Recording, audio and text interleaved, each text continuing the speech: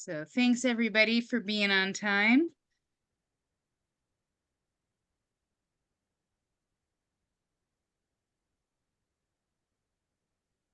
We're going to give folks some time to get online and join us, and we'll get started.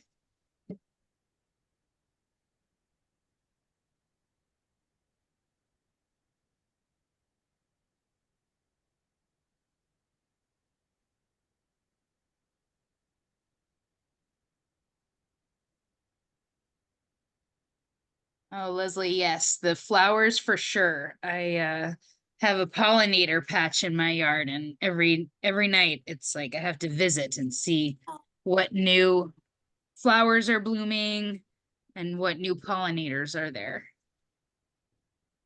Gloria, me too, the pollinators for sure.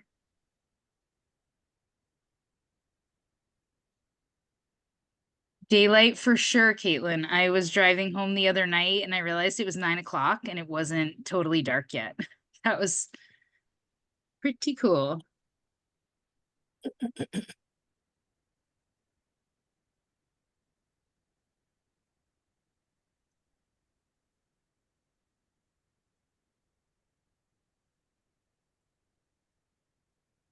I have yet to take my first swim of the season, although I see several folks have put that in the chat.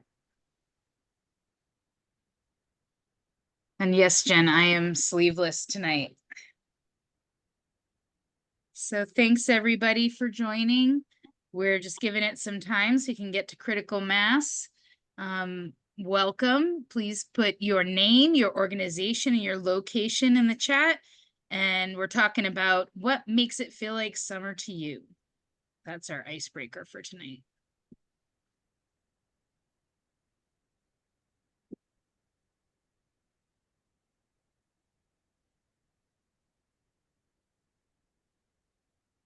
So I think we can go ahead and get started. Caitlin, has the waiting room slowed down? Okay. So thanks everybody. My name is Courtney Williams. I'm the founder of WAS. WAS stands for Westchester Alliance for Sustainable Solutions. And we're an alliance of community-based organizations from all across Westchester County working to close the Wheelabrator incinerator here in Peekskill, where the county's trash is burned. It is the largest industrial air polluter in Westchester. And so we are working to get the county to adopt zero waste solutions that will make us no longer reliant on that polluting infrastructure. So we have a packed agenda tonight with several expert speakers that I'm grateful for joining us. I'd like to start out with just giving some brief updates since the session in Albany just ended. Then I'll just show a couple of slides to kind of position why we chose to talk about composting and food scraps tonight.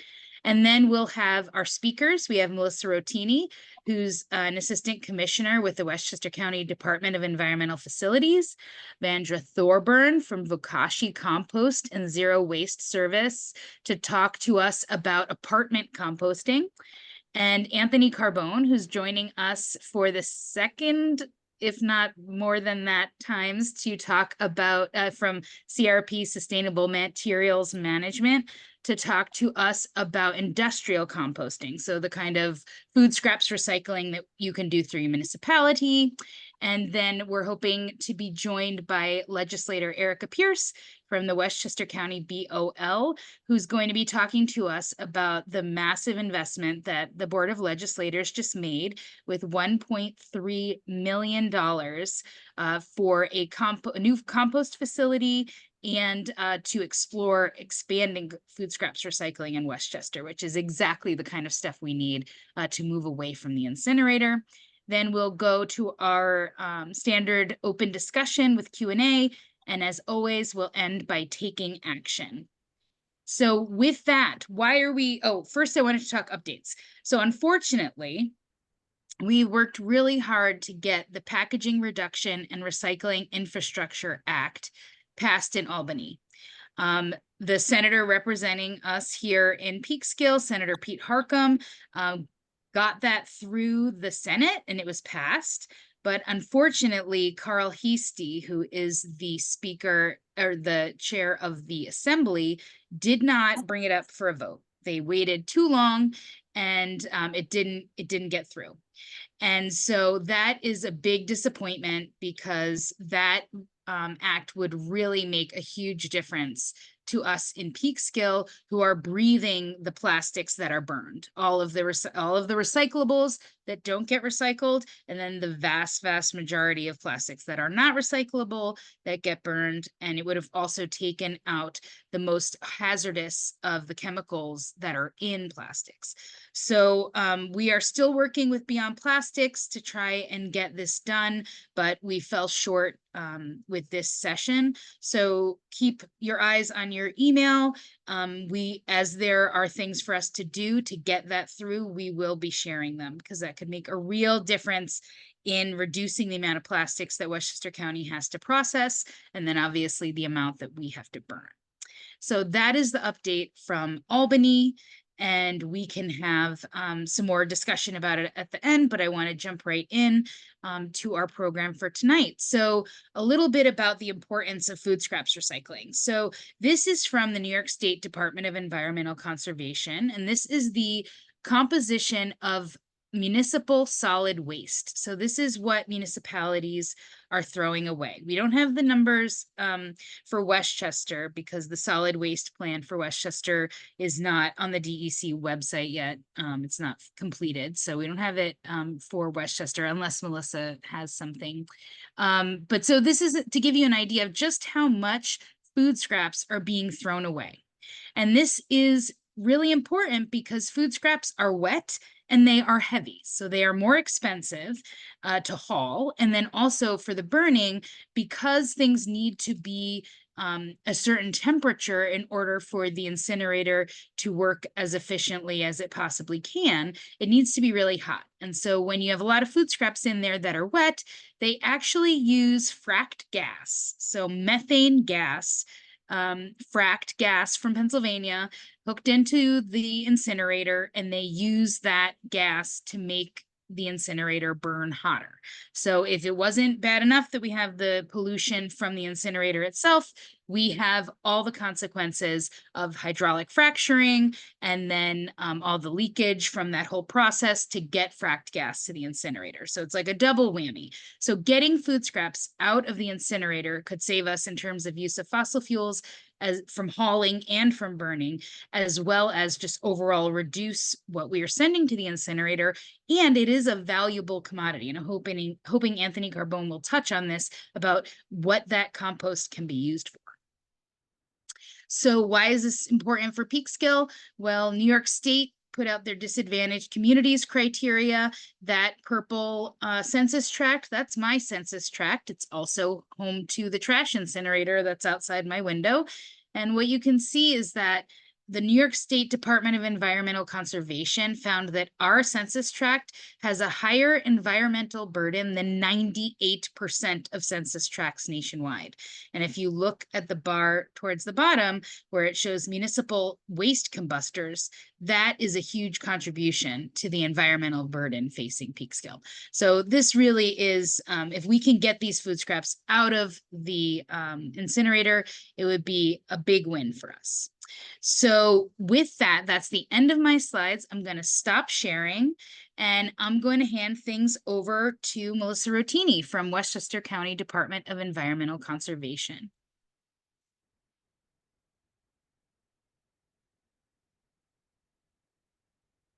Okay, I was just trying to share my screen here. Can you see that? We can. Okay, great. So my name is Melissa Rotini. I am the Assistant Commissioner for the Westchester County Department of Environmental Facilities.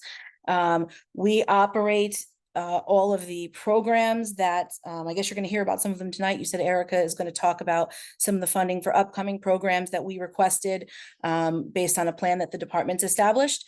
So tonight we're going to talk food scrap initiatives. So unfortunately, when I was asked to participate in this, I have something else. So I'm going to speak a little bit quickly, and I'm hoping I can get through everything. There is a lot to talk about.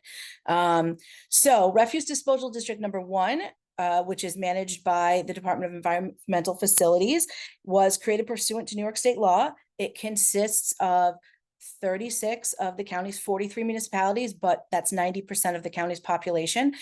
Everything in blue is part of the district. So the waste reduction data that we have for Westchester County is that we have managed to reduce waste 28% while dealing with an increase in population of 7.6 and growing. So you can see those numbers from 2005 to 2022. That's a good reduction. That is based in large part on many of the programs that our department operates, runs, and offers to local residents and municipalities. Here is a list of some of the programs we do. Some of the new things, the recycling app. We have a great recycling app that if you don't know how to recycle something, you can check out the app and it'll tell you what to do. You can scan an item. You don't have to try and describe it in case you don't know what it's made out of. But one step further is this is really a zero waste tool. When you are in the supermarket, if you want to reduce your footprint, you can scan an item and find out, is the packaging recyclable? So that is a great step. I know the packaging bill did not go forward. It actually was edited to, I know Courtney touched on this, it was edited at one point to remove paper as a product, which would be like your greeting cards and things, making them more recyclable out of recycled paper and really supporting those markets. Luckily in Westchester, we do have great recyclers. We have a very educated population and they comply with what has now been updated, the source separation law. We recycle all plastics 1 through 7. We recycle paper, pulp, cartons, metals. We recycle glass. We recycle just about every material as long as it is recyclable. And we do that through a market. So we are able to do that. Whereas some jurisdictions you'll hear about people saying, oh, things can't be recycled in Westchester, we recycle. We have recently updated the source separation law to mandate recyclable containers in public areas where there is garbage service offered. So if you are out and you see a garbage pail, but you don't see a recycling bin, you don't have to hold your bottle till you get home. They are supposed to be putting those out. So we're going to be rolling that out. It was just passed recently. So that's very exciting. We have the HMRF for hard to dispose of recyclables. We have a textile recycling program. Your municipality can sign up and they will come to your house and take the recyclables right off your doorstep. So that is a great thing. It makes it easy. Did I accidentally just turn off my screen share? No, okay. We also have mobile shredder vehicles, which go out to shred paper, confidential documents that people may have in their homes. We have e-waste collection in many municipal yards. And of course, at our HMRF, I'm just seeing a question pop up about Wheelabrator. I can answer that after. Boat wrap recycling we do. There's a picture of that. A lot of people don't realize that is a recyclable plastic. We do that in Westchester. We have organic yard waste to deal with that brush that you may clear out of your yard. If you don't want to compost in place, which is a great thing to do, you can do that right in your yard.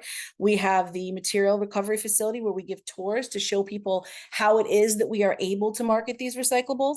The equipment that we use and the modern techniques to separate everything. We have a recycling helpline that is manned in order to answer questions. We have a recycling enforcement program in case haulers or someone is not in compliance with the source separation law. And we have what we're here to talk to about tonight, RFSTAD and CompostED. So let me get to the next page here. What can we do? Food scrap recycling. So our 2019 analysis identified 22% of residential solid waste and 21% of commercial waste approximately constitutes food waste. So in order to meet the New York State Beyond Waste goals, we had to come up with a program. And one of the programs that we came up with was RFSTAD. So that is the Residential Food Scrap Transportation and Disposal Program. It does not impact the New York State Food Donation and Food Recycling Act that was passed and effective in January of 22. That act doesn't actually require any action by municipalities. It just impacts food waste generators who are generating more than 2 tons a week. And it requires that they separate edible and inedible food and that they recycle inedible food if there's a facility within 25 miles.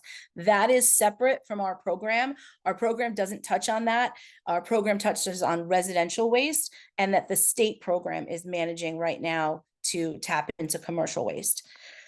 So the first thing that we need to do to really reduce food waste is change behaviors. So the first step is thoughtful purchasing. When you go to the store, purchasing what you need, not more. A lot of people basically throw food and money into the trash.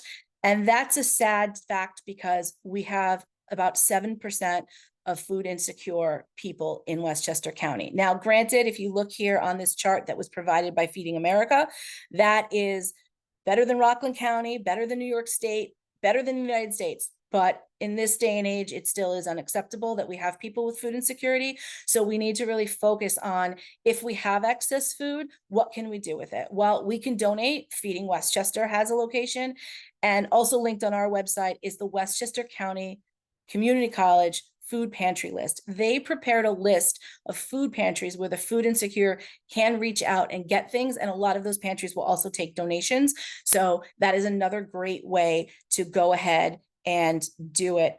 We recycle everything, Layla. We recycle everything that comes through that is recyclable. So what we need to do next is recycle inedible food and food scraps. So the RFSTAD program assists these local municipalities that we have here to maintain or establish their programs. You can see the list. I don't know if your town is on the list. If they're not, call someone, tell them to connect to us. But we do have good representation throughout the county of municipalities that have participated and joined the RFSTAD program. It is completely voluntary. It is not mandated to the municipalities, but again, you can see there's a large number of municipalities that are participating. So the district subsidizes the transportation and recycling of these food scraps. Now, why is that important? Well, it's important for many reasons, but let's talk about how the program itself works to start. If you have an existing program, everything remains in place, no changes. If you don't, again, it's a voluntary program, but you may establish either a curbside or a drop-off program, and DEF staff helps with everything for that.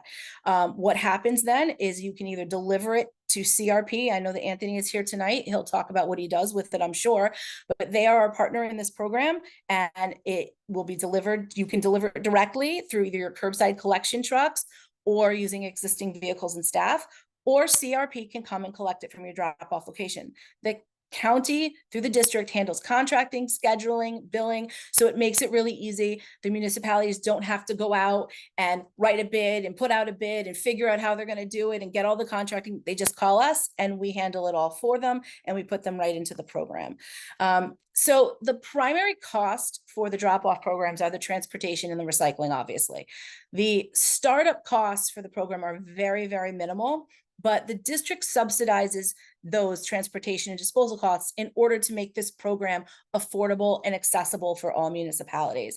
So in order to start a program, you need a sign, a couple of toters, and we will even help walk you through the grant application or the grant information that you need.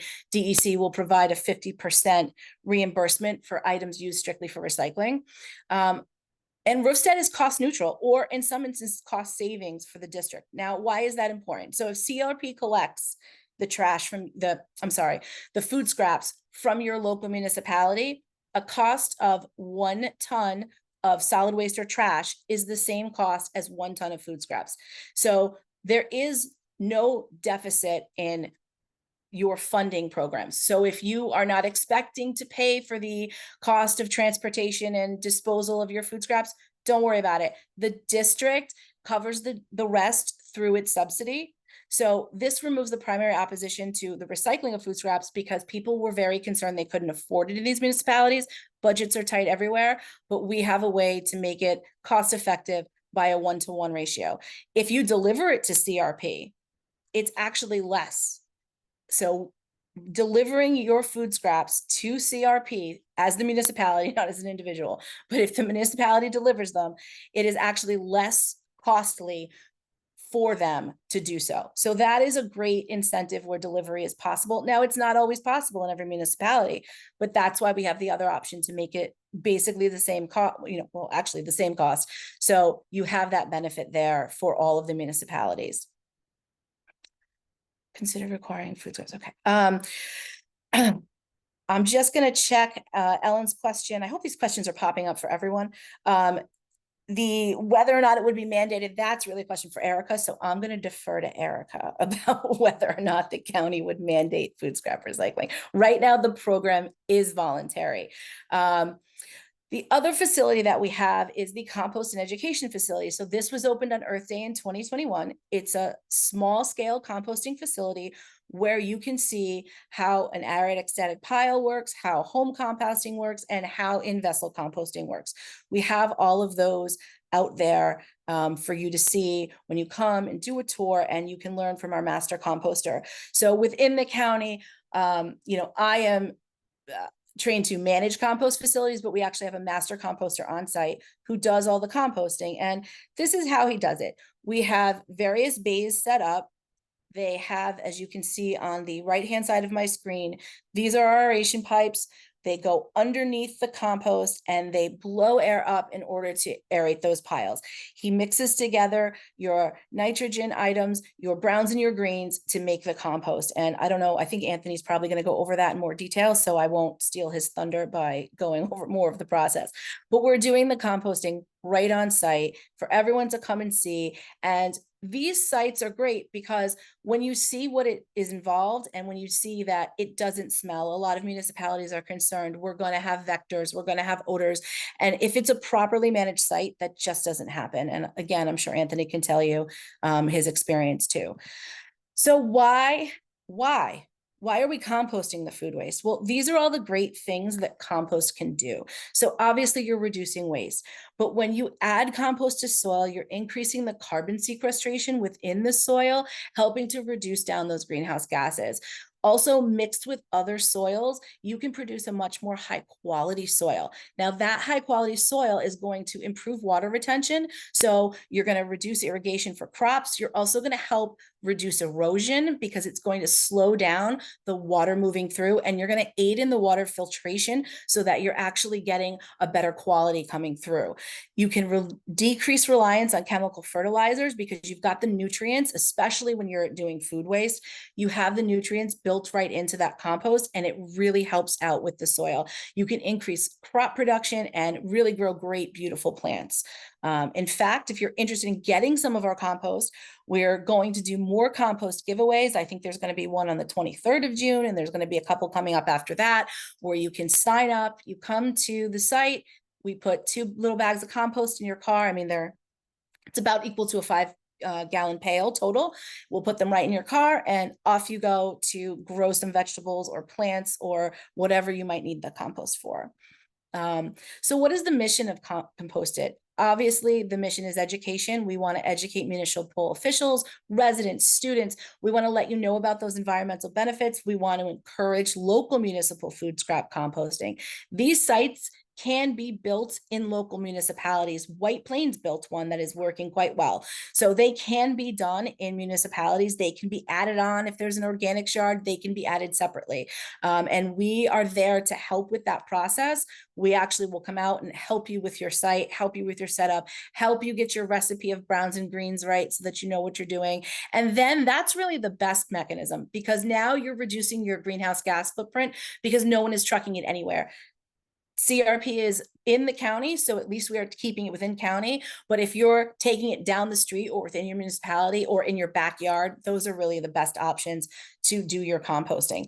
And that's why we also talk a little bit about home composting in our tours. So who do we partner with?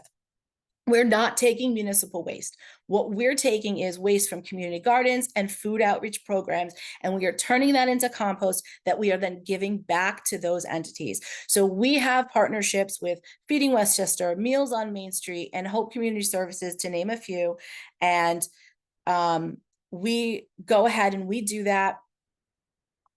Sorry, the comments are popping up. It just distracted me.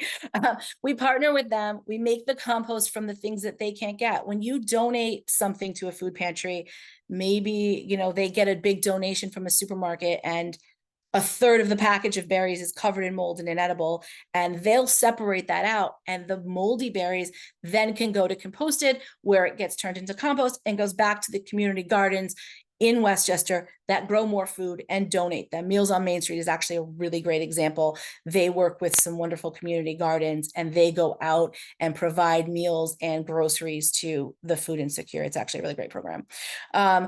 So somebody popped up and said about the recycling of the various items that we have, and the items that we have. So I think it's something like 6% of the, and I'm terrible with numbers. I apologize. Lou Vitrone is actually better at remembering all of these numbers. That is our first deputy commissioner. There is a very small percentage of the recyclables that are not technically recyclable. So it's wish cycling, things like straws, plastic forks, food containers that were not emptied and are therefore not recyclable. I apologize. Something is driving my dog crazy in the background. Sorry about that. Those materials can't be recycled because they're really waste. They're not actually recyclables. So that is really where we have the issue. I know that a lot of people have heard rumors about, out in Long Island, they stopped recycling glass for a while, and out in the Pacific Northwest, they have issues where they were not recycling. We don't do that. If we tell you we're recycling it, we are running it through optical sorters, hand sorting. We are running it through glass breakers. We are running it through eddy currents to pull out metals. We are running optical sorters on the paper line. We are going through and processing it. And we urge everyone to schedule tours at the MRF, which is our material recycling facility in Yonkers, if you have questions that you have about what we do as far as the recycling. So Courtney just reminded me, that is great. I'm glad I was able to get through everything. I do have this with a phone number and our Facebook page. If anyone needs to go ahead and get to us, you may do that through there. So I hope I didn't talk too fast for anyone. I know Anthony is going to clean up and talk probably more about how the actual composting goes, but please reach out to us at our DEF webpage has an email address where you can email all of us at Westchester, and we will answer any additional questions that you may have. I hope this has been helpful and informative, and I urge everyone to please grab a group of your friends and come schedule some tours at one of our facilities. Thank you so much for having me, and I hope you enjoy the rest of this presentation from everyone. Thanks very much, Melissa, for making the time. We appreciate it. Okay. We are joined by Erika Pierce, our legislator. So Erika, if you want to go ahead and take it away and talk a little bit about how the Board of Legislators supported the new $1.3 million for siting and building a new compost facility for the county. Absolutely. And first off, Melissa just gave a fantastic, comprehensive talk about our recycling program, and connecting with a comment made or a question made in the chat. As far as I'm concerned, food scraps need to be treated as any other recyclable good. And that is a conversation we're currently having at the Board of Legislators. We obviously are not there yet as a county, but we are working towards that. And I am completely committed to doing everything I possibly can to getting us to that spot, because that's clearly where we need to be. The CompostED facility, which Melissa recommended, is a wonderful place to visit. I know everybody on here is probably already a big fan of composting, so I doubt I have to sell anyone on the importance of it, but the ease of it and the ability to set it up in our communities, because while I'm about to talk to you about the siting of a large-scale composting facility, really, we don't want a one-stop location in Westchester County. We don't want, as Melissa mentioned, everybody to be trucking everything to one location. We need satellites. We need to keep the compost close to home, nearby those who will be able to benefit from it wherever possible. That's not going to happen in every community, but it can happen in a lot of our communities, and CompostED really makes that very obvious for those who visit it. So on to the thing that I'm really here to share, which is that just a few months ago, we passed a bond authorizing the county to invest $1.3 million to do a comprehensive study to site a large-scale composting facility in Westchester County. This is a facility which will be built to handle 10 tons of food scraps plus 20 tons of yard waste every single year. And just for a reference point, we are in Westchester County currently processing about 1.1 tons of food waste a year. And so we are so very grateful to have Anthony. And I remember when that particular facility was still like a pie in the sky, and Anthony was doing his presentations at T-Town and various places. And in no way is this meant to replace Anthony, because we need to have multiple locations dotted all over our county. And I can't say that often enough. We don't want to be trucking everything to one location. That's not good for anybody. It's not good for Westchester. It's not good for the residents in the community that holds that facility. It's not good for any of us. So this facility, the process is going to be, these experts are going to identify the ideal location. They'll take into consideration trucking routes, electricity needs, all the various things that go into this siting. And then once their work is done, then we will have a working plan to go from to be able to put out the RFP to actually build the facility. The expectation, I believe, is that each stage of this is going to take about 8 months. And for us at the legislator and with the conversations I've had with the county executive's office, this is a critical step in moving towards getting to the point where we treat all food waste as recyclable items. And by our code, if it's recyclable, it needs to be recycled. And so we want to get to the point where we are including food waste in that very bucket, so that all of our food waste needs to be sent off for composting, or it could be composted on your home facility. If you happen to live in a place where you don't need to send it off, that's fine. This is not supposed to replace that. And I will add, I live in Bedford. I'm not part of the waste district, and Bedford has been trying to recycle compost, the food scraps, for quite a while without primarily curbside pickup. And so that's the next lift above and beyond this, because we know where we don't have curbside pickup, there is a limitation. The people are only willing to drop off so much compost, no matter how educated they really are. Food scraps. We need to be able to get to the point where we are able to offer curbside pickup, particularly in areas where they cannot compost in their own backyards. It's critical. The trucks are really expensive. It is a complicated lift. And so that's our next big step after this is done.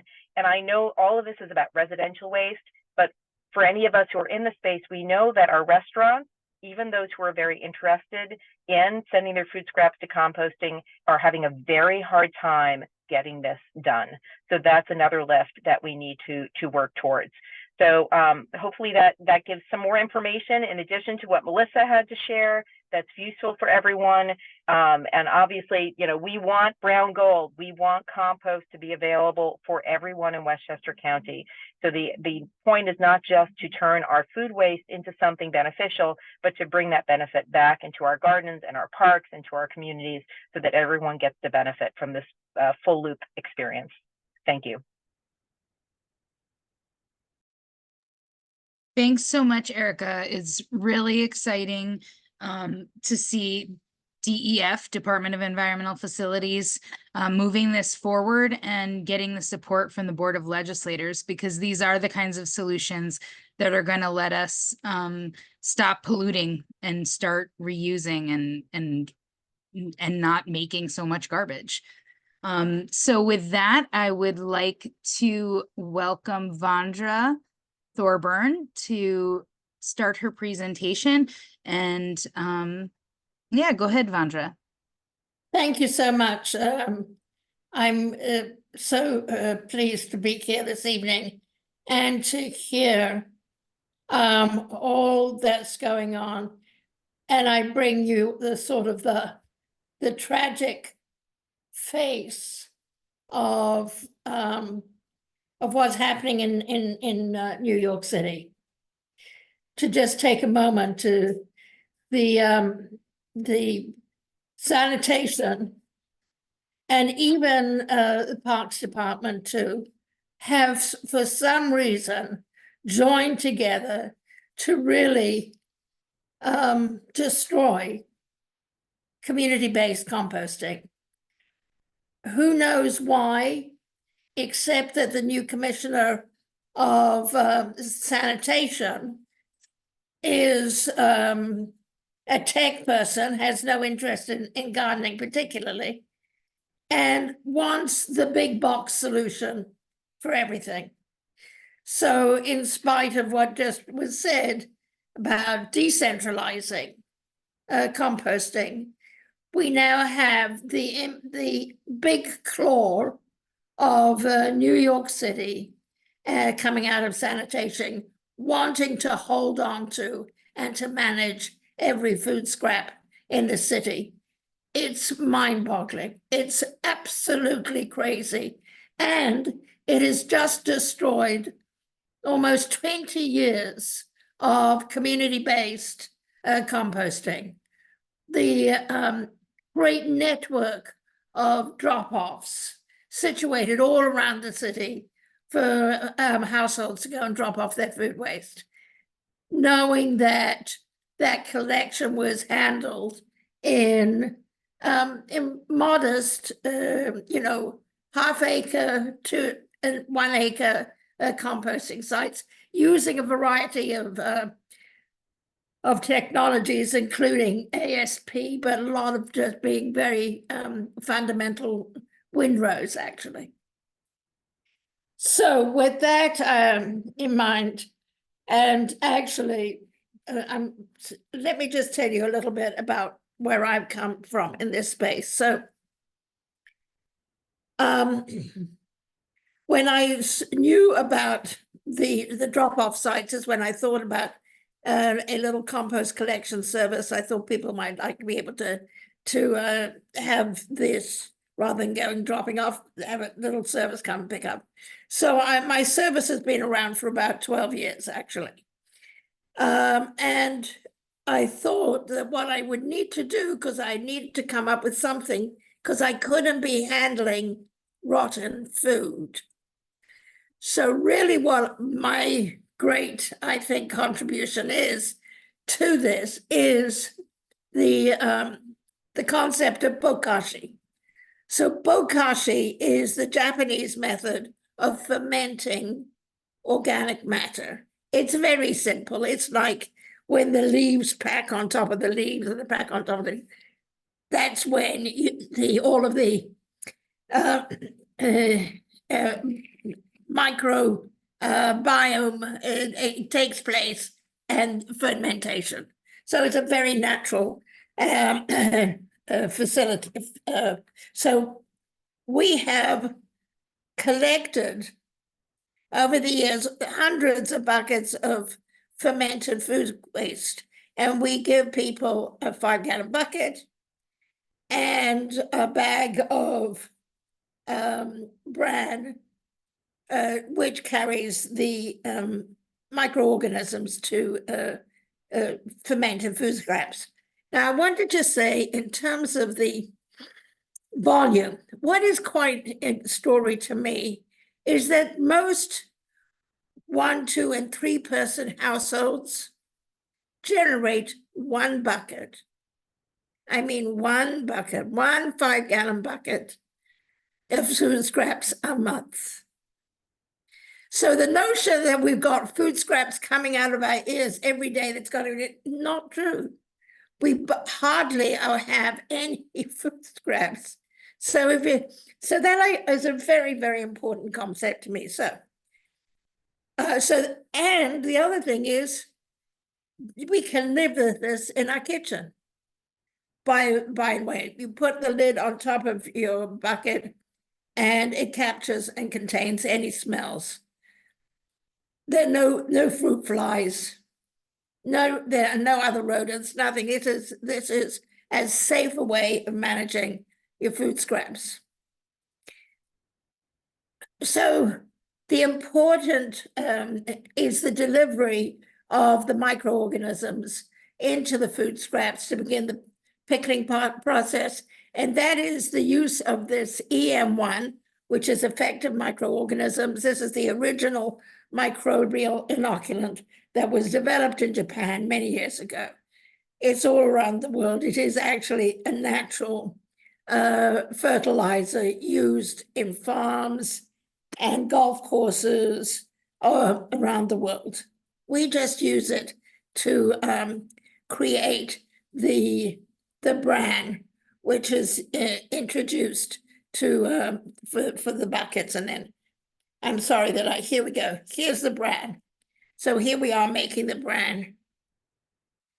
So I'm sorry, what happened to did I do that? Oh my goodness. I think I might have just canceled. I did. I think I just deleted it. At any rate, you can see the bran here. And that bran has in it the microbes. And there's a very simple and sweet process for making the bran easily. So we can make it easily. We give everybody a bag of bran. They add the bran to their bucket, so the fermenting process is underway, and we're good to go. So then we can collect from larger kitchens, and then from individual households. So I'm now here at my composting site. So the other interesting thing about what we've done, and I've gone from collecting households, then collecting from small businesses. So at my peak a couple of 3 years ago, before COVID hit, we were collecting about 500 buckets a month. We're now down back to, unfortunately, collecting about 100 buckets a month. So we've had to cut back quite severely. But nevertheless, the other important process that we developed was the notion of methods of composting.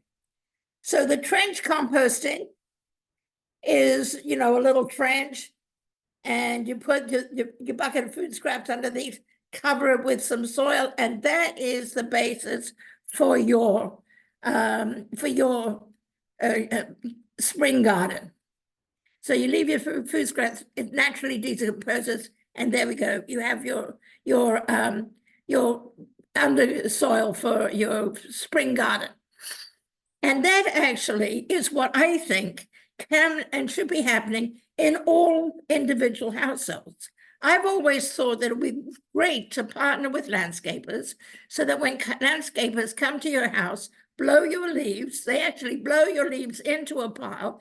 They have a little section in your back garden where you create a pit, you put all your food scraps in the pit with your leaves and things, and you created yourself a little composting station.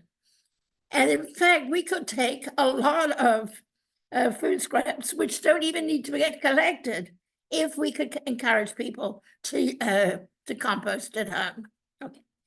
The second is a traditional windrow. For a number of years, that's what we were doing. We were combining our food scraps with the yard waste and making windrows.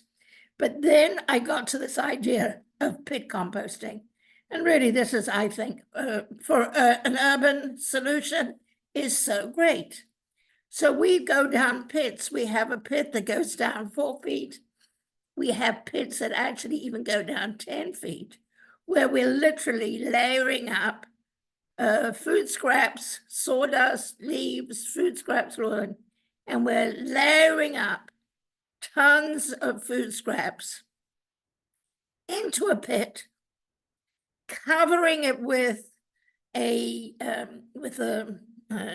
layer of dirt at the top, and then just leaving that pit for 5, 7, 8, 10 months to naturally decompose.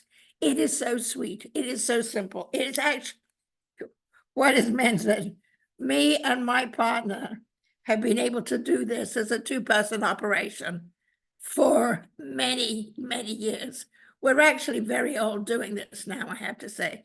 But that we are able to do it is because it is it's so simple. So this is the area that we're using at the Marine Park Golf Course. They're very sweet. Let us asked us for some compost. I said I could make some for them. They have, for the last 10 years, allowed us to compost on their site, and all of the compost that we make goes to the golf course for all of that they need, which is sweet. Again, very, very wonderful combination. And again, something that is quite small at this point, but could be much larger. There are 7 golf courses on city property in New York. Each one could have its own golf course. Here is a natural and community-based site for composting. Vandra, I don't want to interrupt, but we are That's running it? short on time. That's it. That's all. Oh, wonderful. There we are. Do we make, creating soil, compost and soil amendments. It is, as we like to say, here it is, all of these different pictures, but as I like to say, who'd have thunk it? Underground composting. It is actually that natural. It's all underground. And that can be there for as long as you need. It's brilliant. So that's my story. Thank you so much. Wonderful. Thank you so much. And could I ask that you could put in the chat the links to your website and contact information and stuff so that folks who are interested in learning more or getting bins can reach out to you. Absolutely, no problem. Thank you you. very much. And with that, last but not least, Anthony Carbone, take it away. All right. Okay. Just share my screen here.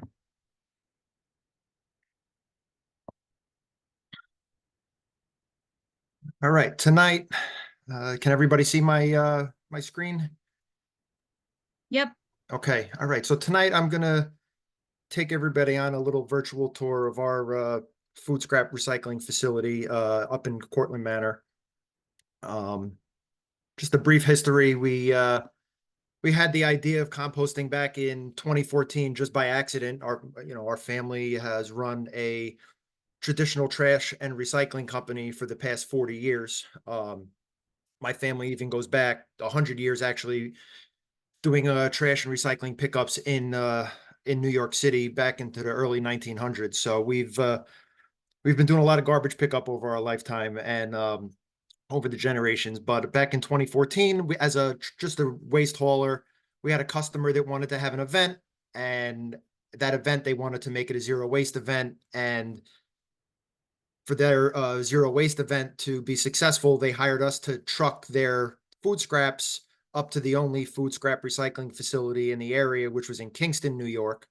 So it was a hour-and-a-half trip there, hour-and-a-half trip back by truck, so it was a very successful event. But it was eye-opening that there was no, local facility that could do that type of recycling, in Westchester County. So I went up, took a tour of that facility and took tours of other facilities in New York State and said, you know what, we could do this here in Westchester. There's population density, there's the will. It was the right time to start, a journey on getting a compost facility up and running. And it took us 6 years with no opposition.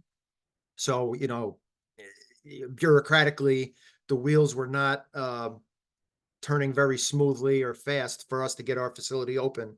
As Erika was saying, it was just a lot of red tape with no opposition. But we eventually got it open in September of 2020. So we've been operating for about 4 years now. And every year we've doubled the amount of food scraps that we've taken in and recycled, and doubled the amount of compost that we've actually sold back to the communities. So how do we do it? We use the aerated static pile method. Food scraps are mixed with yard waste in a 3-to-1 ratio. Once that's mixed, we place it on top of perforated pipes, which allow air to circulate through and create the optimal conditions for decomposition. The mix is covered with a layer of either finished compost or wood chips. That acts as a biofilter to keep the odors down and to maintain pile temperatures.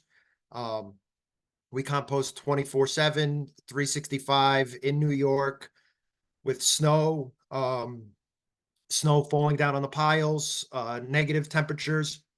We can compost year round. So excuse me.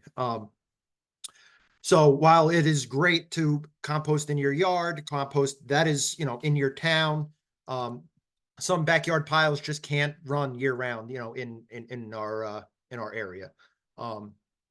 So that's where we can come in, and we can compost year round. Our piles stay hot, stay insulated, and we can compost everything year round. So what do we accept? We accept anything that can go on your plate can go in our compost pile. Meat, fish, bone, shellfish shells, as well as your certified compostable product. So we can take anything that has that BPI compostable label on it there on the screen. If it has that certification, we can compost it as well. BPI has a good website where if you think something may or may not be compostable, you can go on their website and they have a tool where you can put the barcode in and it'll tell you if it is actually compostable. So there's a lot of stuff out there that looks similar to compostable products, but it's done intentionally to make it look like it's a compostable product. But if you have any doubt, you can go on BPI's website and see if it's actually certified compostable. So we accept all food scraps and certified compostable products and tree debris. We take in trees, stumps, canopies of trees, branches. We grind those down to make wood chips. And those wood chips are mixed with the food waste. Those are our two feedstocks. Those are the only two items that we accept at our facility.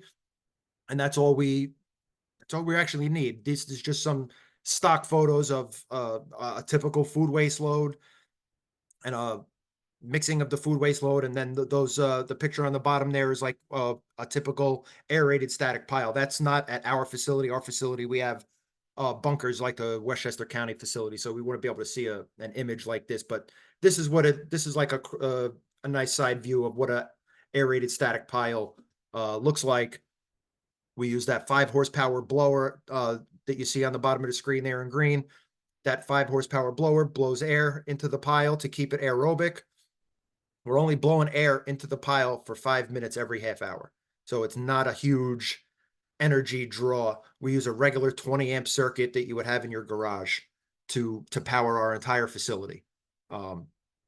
We have a computer that only turns on the power to each bin when it calls for power. So the most that our facility is ever using is 20 amps of power. So it's not a high energy intensive operation. The microbiology is really what's doing all the work. We're just feeding oxygen into it to give it that atmosphere that it needs to do what it's going to do naturally. In the composting, the composting process, this is where our facility is a little different than a backyard pile. Our piles are so big and they self-insulate that we're seeing temperatures of upwards of 160 degrees. So when we build our pile and we just get that mix, it's an ambient temperature pile. But once we start blowing that oxygen into the pile, the temperature really kicks off. It's called the thermophilic phase of composting, where temperatures are really going up fast, 10, 20 degrees a day, and they'll hit a max of around 160, 165 degrees, and they'll stay there for about 30 days. And that's your microorganisms, your beneficial bacteria, your funguses. They're all breaking down the cellular walls on the food scraps. And they're breaking those cellular walls and eating all that food, and it's just the reproductive activity that's happening in that compost pile, and it's giving off that heat. So that process takes about 30 days with your active hot composting. In our piles, the reason we can take meat, fish, shellfish shells, bones, butcher bones, cow legs, all that material is because our temperatures are getting so hot for such a long time. Your backyard pile, if you can get your backyard pile to 140, 150 degrees, that's a fairly good backyard compost pile. But the challenge in the winter in our area is the ambient temperature gets so low that those piles aren't big enough to maintain that high of a temperature. So having an industrial facility nearby, if you're a backyard composter, even in the winter months, we have people that just supply us with their food scraps in the winter months, and then they backyard compost for the remaining months. So after that 30 days of the hot composting, it goes into a different phase where the temperatures start to decrease, and then the beneficial soil microbes start to repopulate your compost mix. We allow that phase to happen for another 30 days. So right now you're about 60 days of us holding on to that material. And now where the temperature is reducing, that's where more of a fungal breakdown takes place in your compost pile. A lot of the woody material starts to break down. A lot of the carbon material will break down. And in our piles in the mornings, how I know we're in that mesophilic phase is in the morning when I'm hopping on those piles to take the temperatures, I have a lot of mushrooms spouting out of our compost pile. So that's the indicator to me. That's the pile talking to me, telling me, hey, I'm doing my fungal breakdown now, because a lot of the mushrooms will start popping out of the compost pile. So we allow it to cool off in that stage for 30 days. Once the piles get to underneath 120 degrees, that's when the most of the active composting is finished, and we'll move our piles into our curing piles, where they'll sit and they'll be ready for us to screen. This is where the compost stabilizes all the the biology in the compost reestablishes itself. The compost cures, it cools off, and now it's finished and it's ready to be screened. Here's just a couple pictures of our compost piles. On the left, you see it's about 150-degree pile. And then on the right, you see it's just shy of 120. It's just the two phases of composting that naturally occur. We don't do anything while that pile is built. The pile sits there for the 60 days. All we do is take temperatures of the pile every day. Our piles, a requirement that we have to meet with the DEC is our compost pile has to be above 131 degrees for 3 consecutive days. It's called PFRP, the process to further reduce pathogens. That's going to kill all your foodborne bacteria, anything from undercooked foods, any weed seeds. That's basically inoculating your pile, starting with a clean slate, and then when it cools off, all those beneficial bacteria repopulate the compost. This is our screener that we just purchased this year. We've been screening every week since late March. As we're making compost, it's going out the door. So we can screen once the pile is cooled off. We pass everything through our screener here. We can screen compost to a 1/2 inch, 3/8, or a 1/4 inch, depending on what you want to use the compost for. Most people like the 1/2 inch or the 3/8 compost. That's more of a standard compost size. That can be used for potted plants, vegetable gardens, flower beds, community gardens, all just like a general purpose compost, where the 1/4 inch is more of a fine compost. It can be used in the fall, typically for top dressing your lawn. It gets in between the blades of grass, and so our compost, we can make any size. After we screen it, we take samples. We send it out to the Penn State Agricultural Lab. I saw a question pop up in the chat before. So we send samples out to the Penn State Agricultural Lab every year. We post those results on our website. And it's a comprehensive 6-page report where it's telling you the pH, the carbon-nitrogen ratio, NPK, organic content, moisture content, available nitrogen, if you're interested in all that type of, science in the soil. They also test for the EPA contaminants to make sure that it's within the acceptable range for all use compost, which is, includes, feeding people, vegetable gardens, turf establishment, all that type of stuff. So our compost is approved for all uses. Here we get a picture. This is just a picture of a handful of compost. This was screened compost from last year, and this on the picture on the right was one of our first customers. Had never used compost before. He was a Miracle Grow guy, but he had a huge garden, and his son said, "All right, we're going to try your compost," and he grew that zucchini. I think it was 28 pounds, his biggest zucchini that he ever grew. With our compost the first year that he used it, and he's been getting compost from us ever since.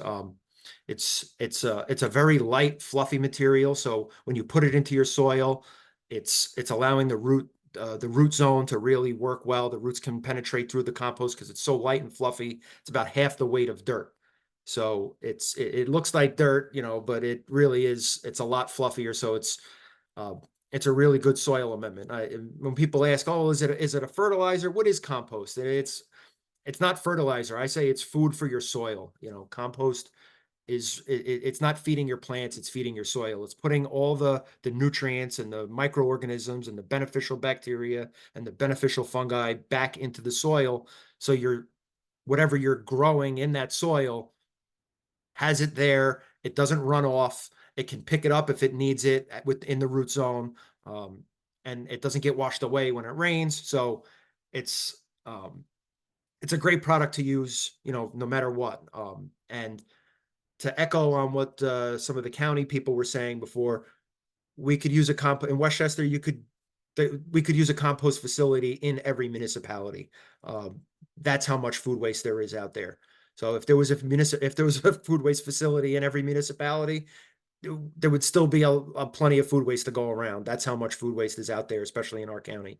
So keeping it local is definitely the better idea. It's but as an industrial facility, we're able to do it year round. We're able to take those hard to compost items, and we're able to give back the compost, you know, and keep it back in Westchester. A lot of people have asked, well, who is using the compost? We're giving it away to our customers around Earth Day. Back last year, 15 different municipalities in Westchester bought the compost from us and then gave it back to their residents to come and pick it up. Usually centered around Earth Day or Mother's Day and that, you know, spring planting season. Landscapers, gardeners, community gardens. These are all people that are purchasing our compost. And I always tell people we could recycle all the food scraps we want, but if we don't have a market at the end for the compost, to be a successful compost facility, you can't just take in the food waste or food scraps. You have to market and use the compost as well. So it's just as important, because you'll have compost mountains everywhere if the compost doesn't work its way back into the soil. So that is it completes the circle, and that is that's the best thing to do locally. And there's my information if anybody wants to get a shot of that. If anybody has any questions, we also do tours. I'm doing about a tour a week now at our facility. So I've had 6-year-olds from kindergarten class, and I've had executives from IBM come do tours. So it's open to everybody. Thank you so much, Anthony. There were a couple questions in the chat. One about what happens if people put their food scraps into the toters in plastic bags. So yeah, so I have to say right now where we are in Westchester, everybody that is composting is doing it because they want to, because there is no mandate. While there is some contamination in the compost bins that we collect, it's less than 1%. And we're doing everything manually when we're doing our sorting. So if we see a plastic bag, we pull it out. If we get, when we're moving our piles, if we see things, they appear as the pile gets darker and darker and darker. Those things that aren't supposed to be in there get easier to see. And everything is manually picked out until we get to that screening process, where at the end of the day, the screen is picking out everything that's dime size or bigger anyway. So, we do a pretty good job. Both the people who are supplying us with the food scraps are doing a very good job of keeping the contamination down. And then if stuff gets in there, we're doing a pretty good job of getting that stuff out of there before it ends up, back in our finished product. Excellent. And another question, and I think this is really key in terms of the climate of composting and food scraps recycling as a climate solution. Judy asked, I understand that pile composting does not produce methane. Is this true? And then a second question, how do the microbes get in after such intense heating that kills bacteria? So for the first part, yes. So there is no methane produced by the composting process, because in a landfill, you always hear landfills emit methane, is because the landfill, it's a trapped environment. It's just waste compacted down and put under the cap of that landfill, and there's no air getting into it. So when all that material breaks down in an anaerobic environment, the byproduct is methane gas. In our process, because we're forcing oxygen into that pile, we're keeping that pile aerobic. And in that aerobic environment, the only byproduct is the heat that all the microorganisms are emitting when they are reproducing, eating the food, breaking down the food, reproducing when they're going through their life cycle. Their part of their life cycle is the byproduct is the heat. And in the wintertime, that heat causes steam. So in the summertime, it's just heat coming off our pile, but in the wintertime, when the ambient temperature is colder than our pile, you'll see steam. But yes, methane, because our piles are aerobic, methane isn't produced. And the bacteria or all the microorganisms that are in those piles, it's just nature. It's starting from scratch. It slowly happens. Nothing happens fast. That's why we give our piles a chance. You know, we could do our process probably in 30 or 45 days. We take our time with it and we give it 60 days and we make sure that everything is, fully broken down. We give the pile basically tells us what it's doing based on the temperatures. So I don't know how they end up back in there, but the pile speaks to us by when the temperatures are going down and mushrooms are popping out, we know that we're it's just nature doing what it would normally do.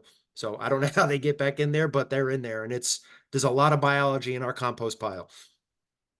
Awesome. Thank you so much. Those are the questions. And Anthony, if you would put contact info in the chat too.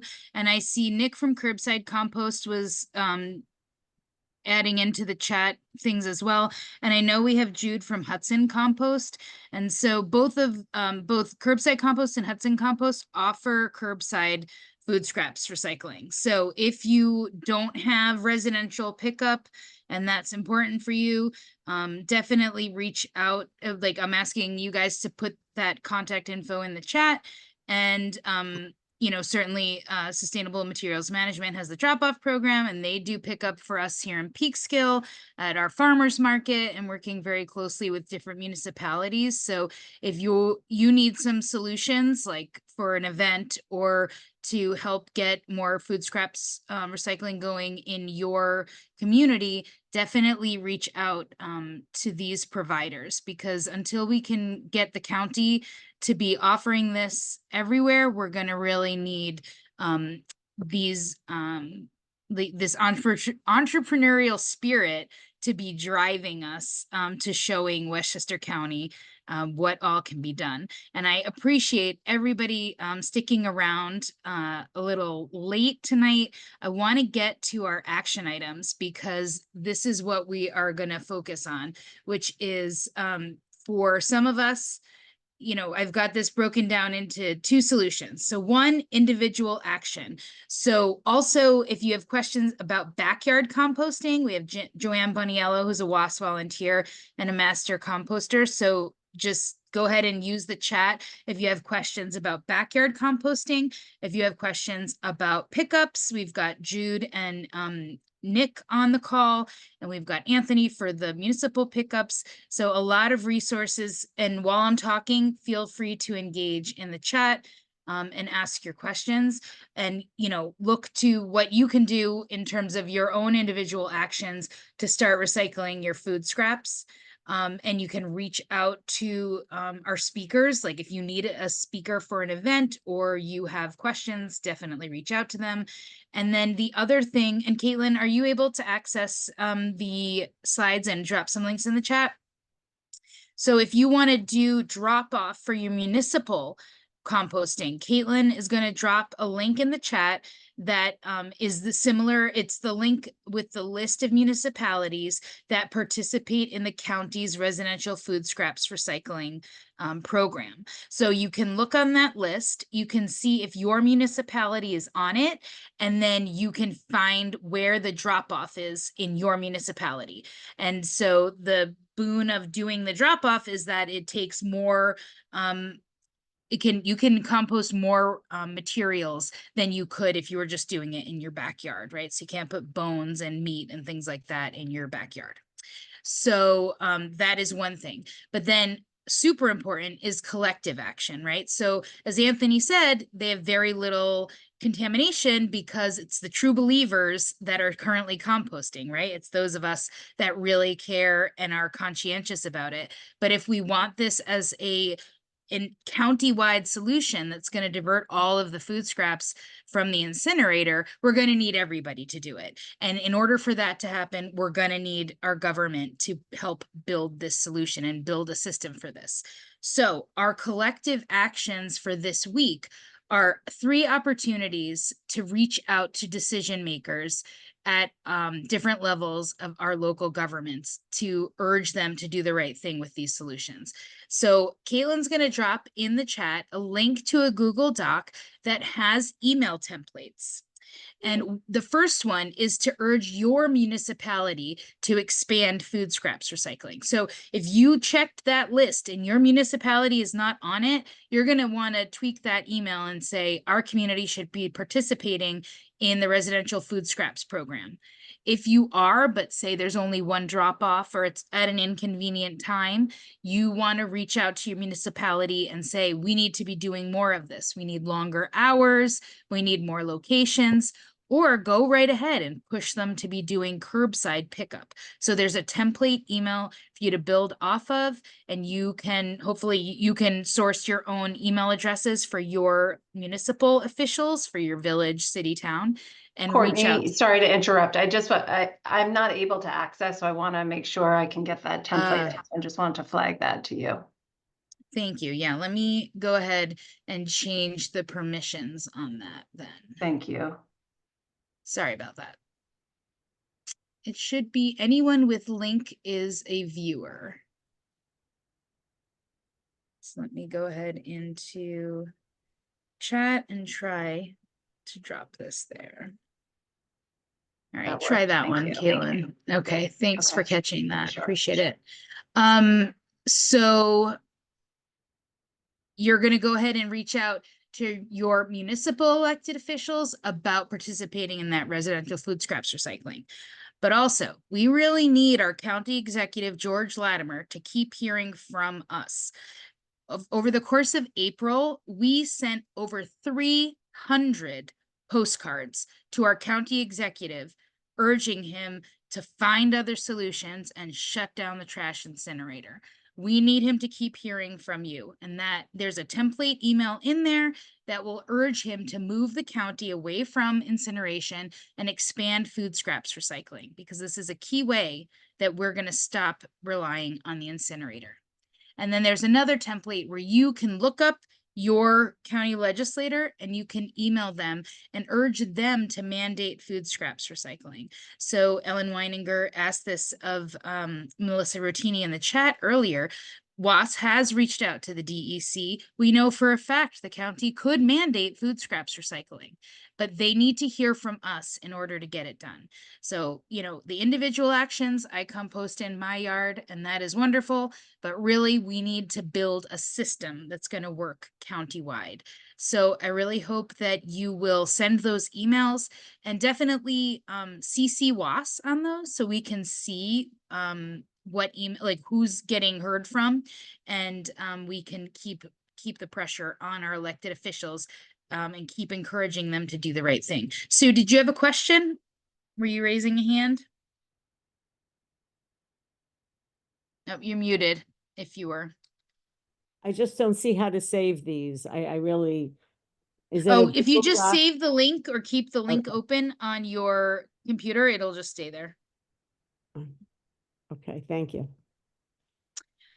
Oh, and Ellen Weininger, is Vandra still on from Vokashi? We had a question. Yes, Vandra. Ellen was asking, do you accept all food scraps or only certain things can go in the buckets? We actually take all food scraps. We don't take any of the plastics, but we will also take some of the paper-based recyclables, you know, for in the paper. But we take all bones, pits and bones. Great.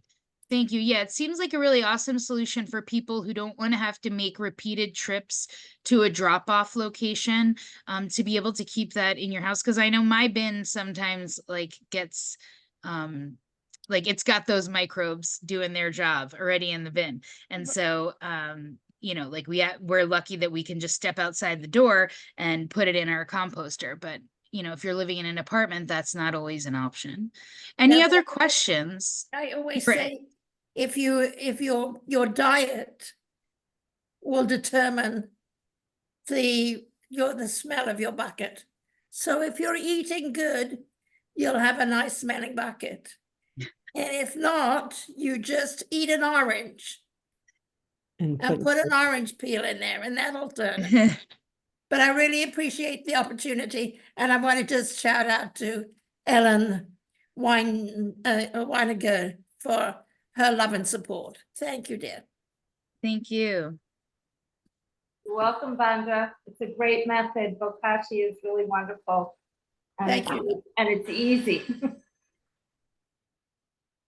All right. And then as always, I thank everybody for coming. And if you want to get more involved with WAS, feel free to reach out to us via email. We have a weekly meeting of our core group of volunteers on Wednesdays at 6 p.m., except for the Wednesdays like this, where we have our task force meeting.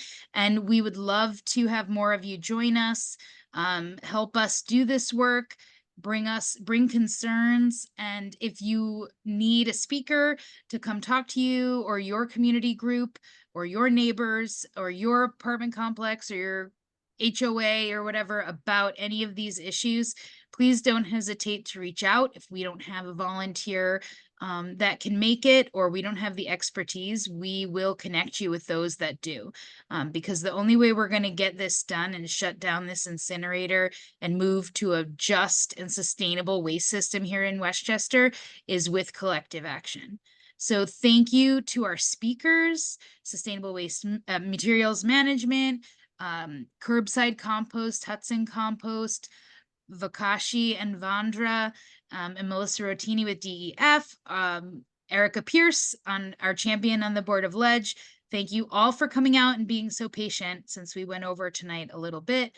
And I look for, we're not sure what next month will be, but keep an eye on your email and we'll let you know when we have an agenda. And thanks all very much. Good night.